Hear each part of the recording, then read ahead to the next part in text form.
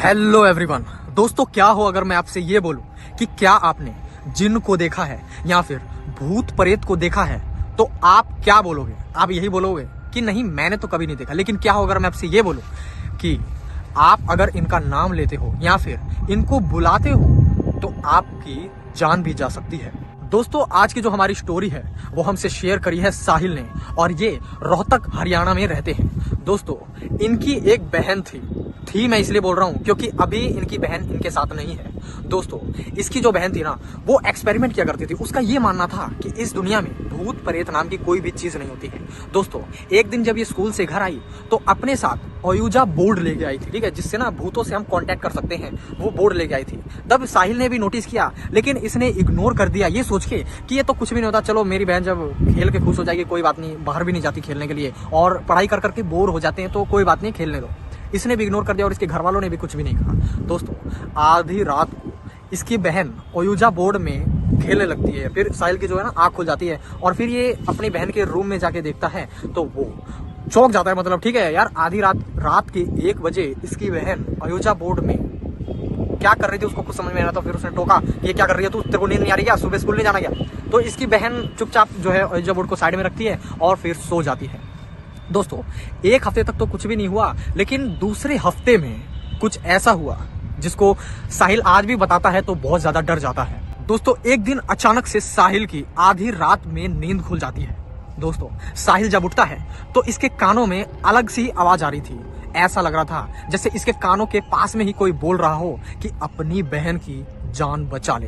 दोस्तों, ये अपनी बहन के रूम में जाता है, लेकिन रूम अंदर से लॉक था और अंदर मोमबत्ती की रोशनी आ रही थी, ठीक है, मतलब लाइट तो लगा हुआ था लेकिन मोमबत्ती की रोशनी उसके जो नीचे है ना, नीचे से आ ही रहा था। तो साहिल को बहुत ज्यादा घबरा जाता है, यार लाइट तो है हम अपने रूम में और आधी रात को ये मोमबत्ती जला के क्या कर रही है, ठीक है, मेरी बहन। तो वो नीचे से देखने लगता है और जब वो देखता है तो वो नज़ारा देख के बहुत ज़्यादा चौंक जाता है।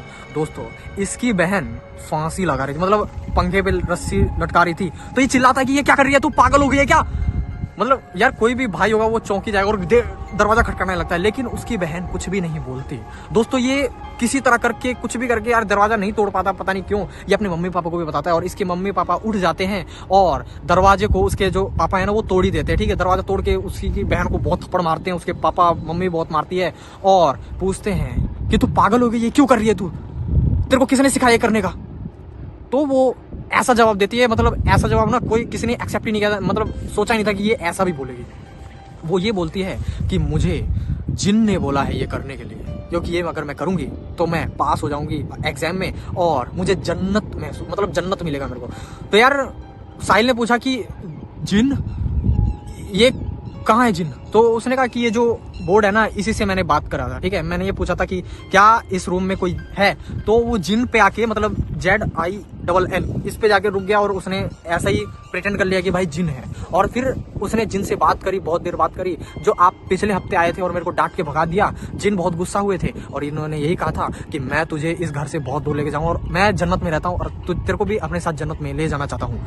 दोस्तों, ये बात सुन के साहिल बहुत ज्यादा चौंक जाता है और ये होता है कि यार जिसको मैं इग्नोर कर रहा था वो मेरी बहन का जान लेना चाहता है। दोस्तों, उसके मम्मी पापा ने तो ये भरोसा नहीं किया कि जिन भी होते हैं, क्योंकि उन्होंने सिर्फ स्टोरियां ही सुन रखी थी, लेकिन रियलिटी में कोई भी नहीं चाहता था। दोस्तों, उसके मम्मी पापा ने इग्नोर कर दिया और ये सोचा कि यार ये बुरा सपना होगा, इसलिए उसको डांट धमकार के सुला दिया, ठीक है। लेकिन 2 ही दिन बाद उसकी बहन फांसी लगा चुकी थी और जब रियलिटी पता लगी सबको तो बहुत देर हो चुकी थी। दोस्तों, कुछ भी पता नहीं लग पाया कि क्यों, किसने, कैसे किया ये, लेकिन आज भी ये बात वो सोचता है साहिल तो बहुत ज्यादा दुखी हो जाता है कि यार मैं क्या करता जो मैं अपनी बहन को बचा लेता, मतलब उसने पता भी नहीं लगा और ऐसा हो गया। दोस्तों देखो, हमारी लाइफ में कुछ भी कभी भी हो सकता है, मतलब कुछ पता नहीं हमारी लाइफ का क्या हो जाए, लेकिन जब ऐसी ऐसी चीजें होती है ना तो हर्ट होता है यार कि ये तो नेचुरल भी नहीं है, तो ये कैसे हो गया यार, क्या